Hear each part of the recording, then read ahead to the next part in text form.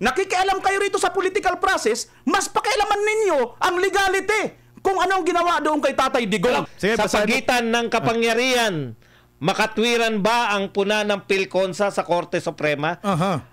Nanawagan ng Philippine Constitution Associations Foundation Incorporated sa Korte Suprema na muling pag-aralan ang desisyon nito kaugnay na impeachment laban kay Vice President Sara Duterte. Partner, itong PhilConsa, samahan to ng mga, alam ko, mga constitutionalist, no? Ayon sa PhilConsa, binigyan umano ng SC ang sarili nito ng kapangyarihan lumampas sa saligang batas na magtakda ito ng 7 bagong patakaran sa pagsisimula ng impeachment na dapat sundin na mababang kapulungan.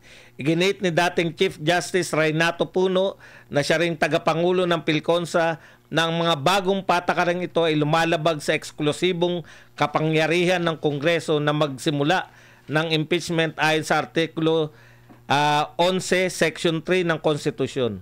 Binatikos din nila ang Supreme Court dahil sa tila pag-angkin nito ng kapangyarihang alamin kung sapat ang ebidensya at kung may makatwirang panahon ang mga miyembro ng Kamara sa pagpapasya sa reklamo ng isang kapangyarihan na dapat ay nasa Kongreso lamang. Babala pa ni Puno, ang hakbang ng SC ay lumalabag sa prinsipyo ng paghiwalay ng kapangyarihan at maaaring magdulot ng kaguluhan lalo na kung isang maestrado ng Supreme Court mismo ang isa sa ilalim sa impeachment.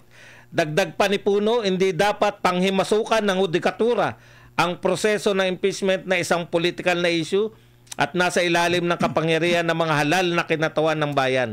Binigyan din niyang tanging Kongreso ang may karapatang gumawa ng mga lituntunin para sa impeachment alinsunod sa Artikulo 11, Section 8 ng Saligang Batas.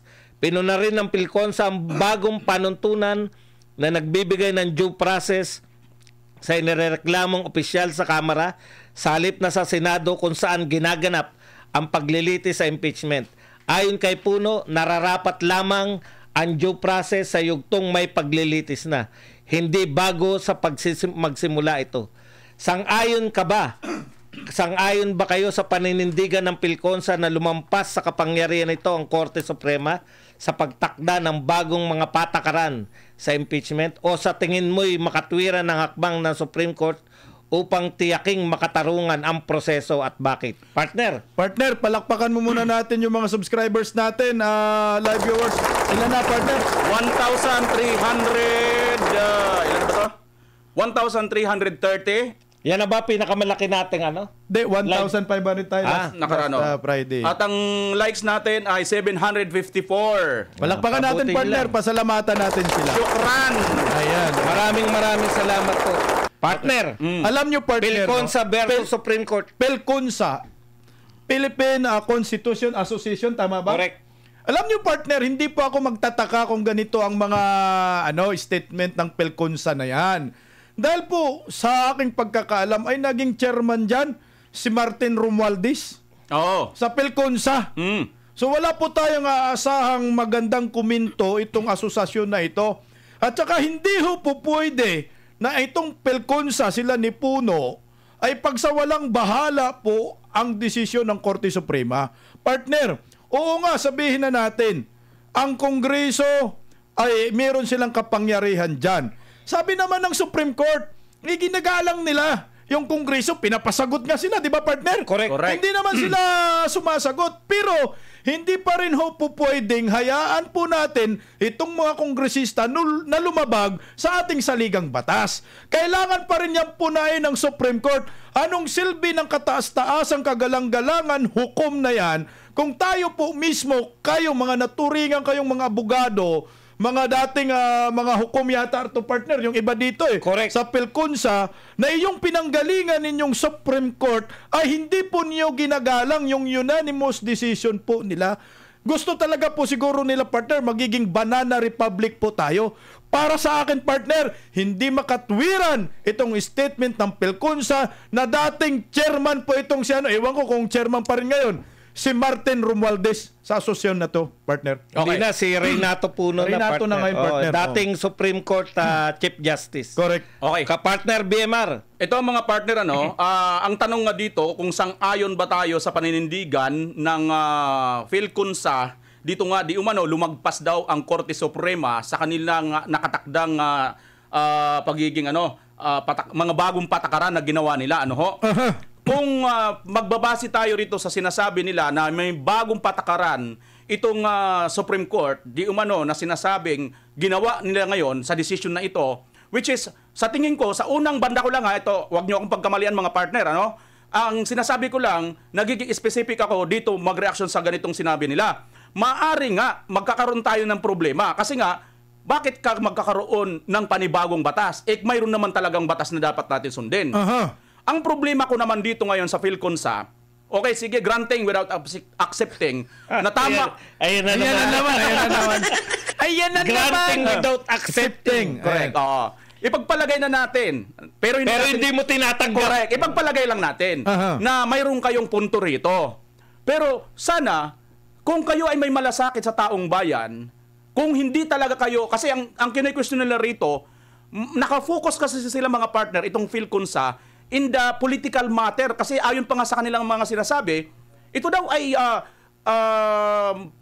sarili lang ito, yung bang political process ito na ang mayroon lang nitong kapangyarihan, exclusive itong karapatan ng Kongreso. More or less, ang kanilang sinasabi rito ay about politics.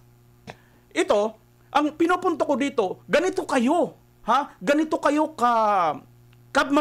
pakialamero. Pagdating sa usapin ng pagpapolitics laban dito sa mga Duterte.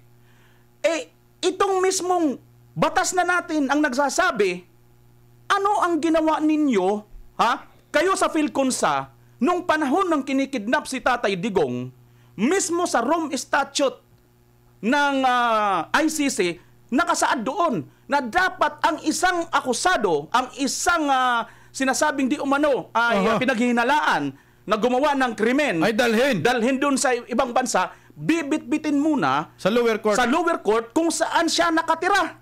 Correct. Which is ang Pilipinas. PhilConsa, ano ba ang inyong ginawa dito? Wala naman kayong ginawa. Which is ito dapat bilang kayo, dati kayong mga mambabatas, dati kayong may alam sa batas o dati kayong mga hukom ng ating bansa. Di ba ka dapat nakikialam kayo rito sa political process, mas pakialaman ninyo ang legality kung anong ginawa doon kay Tatay Digong. Palakpakan mo, partner! Umainit! Mainit na ganyan, palakpakan natin. Ito mga partner, ang pinupunto ko dito, ito yung matagal ko ng tanong. Sa PhilConsa. Sa lahat. Sa lahat na rin. Sige, magtanong ka, sasagutin namin yan.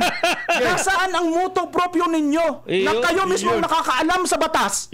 Alam ninyong may nilabag na batas. Bakit hindi kayo, katulad nito ngayon, umaaksyon? Okay. Diba? Pumipiyok pa yan.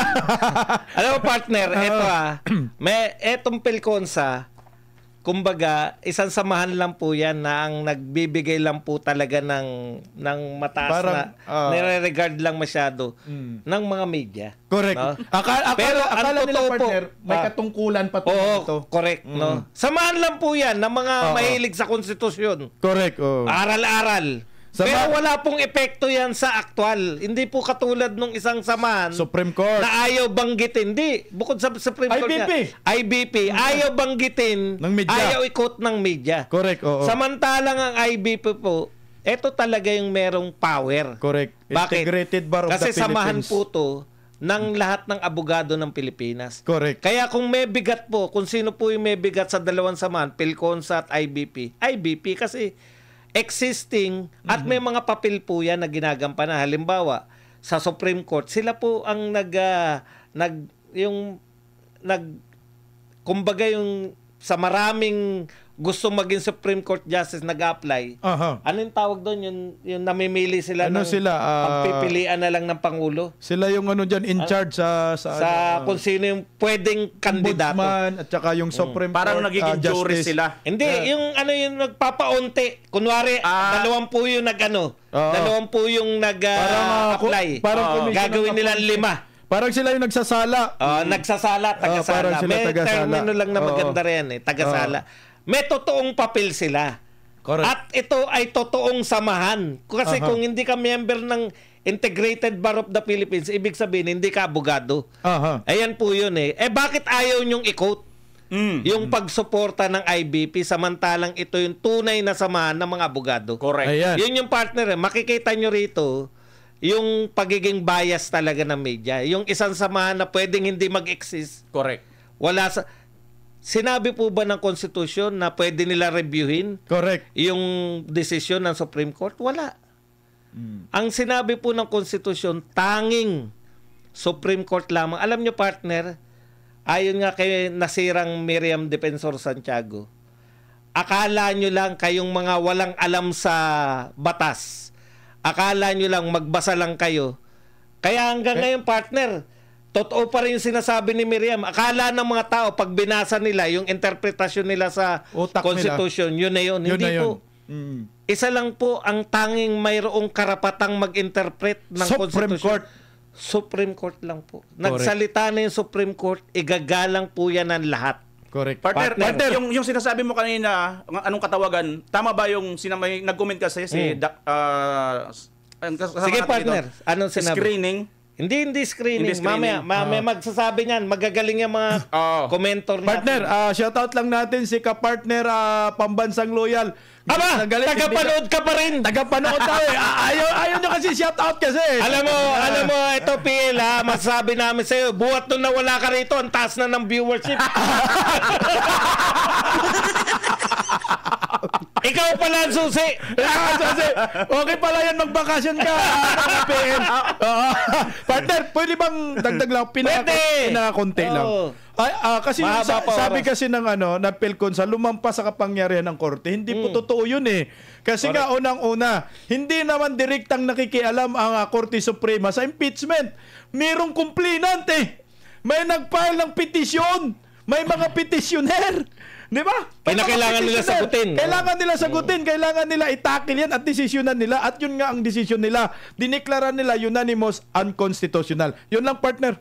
Partner, dagdag lang ako. Sige. Sabi ni Pambansang Loyal, magsaloyan na rin kayo ng kandila. Huwag ganun. Mag-aana ka pa lang Isyo tayo ulit. Hindi pa ako tapos. Sige. Madagdasas lang ako doon. Hindi ka matapos? Hindi pa. Tapusin mo na. Alas 3 na. Hindi, at least magaganda itong Hindi kasi ito yung pinakamahalaga sa atin ngayon kasi dito nakafocus lahat sila. Dahil focus na focus sila para paano mapatanggal si BP Inday Sara. Nagsalita na nga ang Supreme Court. At ito mga partner, baka nakakaligtaan ninyo. Yung motion dyan sa Senado, hindi para i-dismiss ang itong impeachment ang final ninyo. Ang sinasabi nila, tinatanong kayo, ano ang ginawa nyo doon sa first, second, third na impeachment? Which is, lumalabas, ang Supreme Court, yun din ang itinatanong sa inyo. Hindi sumagot. Na ayaw sagutin. Na ayaw ninyong sagutin. Ang konstitusyonal. Ngayon, ayaw ninyong sagutin. Tapos ngayon, nang magdesisyon ngayon itong mga hurado, magsiiyakan. Para bang ganito? Mayroon sa yung humaharap ka ngayon sa isang isa kang aplikante ngayon ng trabaho. Tinatanong ka ngayon kung ano ang inyong maitutulong sa kumpanya. Partner. Secret. Sumagot ka nga, tama. Sumagot ka ngayon ng secret. Sa tingin mo kaya, lumagay nga kayo sa mga boss ninyo. Kung kayo ang boss ngayon at sasabihan ka ng aplikante mo na secret, anong sagot? Anong sagot mo? Secret din. Secret din ang Hintayin mo na lang tawag namin. Hintayin mo na lang tawag namin. Ngayon, nagbaba na ng decision yung ang Korte Suprema. Ito na yung final arbiter. Kayo naman, Kayo naman ang mga mambabatas naman dyan ang gumawa din sa Korte Suprema na maging final arbiter sila. Bakit itong final arbiter natin, ayaw pa rin natin irespeto? Partner, tatama ko lang, hindi sila konstitusyon ang nagsabi ng final arbiter Supreme Court. Supreme Court. Yun nga, kasi nga, yung, di ba, yung bamulangkas din ng konstitusyon, mga mambabatas din. Tama ba? Hindi, partner. Supreme. Hindi sila mambabatas. Constitutionalist. Constitutionalist. Ito nga, itong mga ibang nag-iiyakan. Yan. Mga nag-iiyakan ngayon. Okay.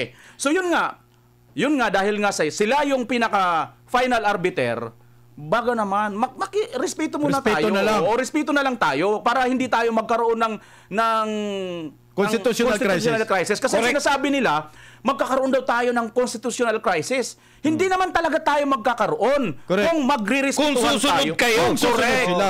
Ngayon, kung gusto nyo talaga magkaroon ng crisis, abay, Huwag nyo sa inyo. sundin. Huwag nyo Huwag nyo sundin. sundin. Correct. Kayo lang may gawa niyan, hindi kami. Partner, pag-usapan natin. Halimbawa, hindi nyo sinunod. Oh. Ako Supreme Court. Oh. Sabi ko, patigil nyo na yan. Oh. Ngayon, tinuloy pa rin ng Supreme, ng Senate. Senate. Ano pwedeng gawin ng Supreme Court, partner? Adi, contempt sila lahat. Iko-contempt Contempt, kayo. papakulong. Oh, pwede kayo ipakulong. Ano Okay. yung tawag yan? Direct contempt. Meron kayo ngayong constitutional crisis. Oo. Samantala, pag sumunod kayo, Walang tapos, ganun mangyayari. Wala na. Oh, meron pa naman next year sila. Correct. Magiging banana republic tayo. Di ba sinabi naman ng Supreme Court, maghintay lang kayo, February 6, pwede na uli kayo. Correct. Ang inaangal kasi nila, partner, yung meron termino dito, kung mapapansin mo, yung sinasabi nila na due process. Kasi dati walang due process eh.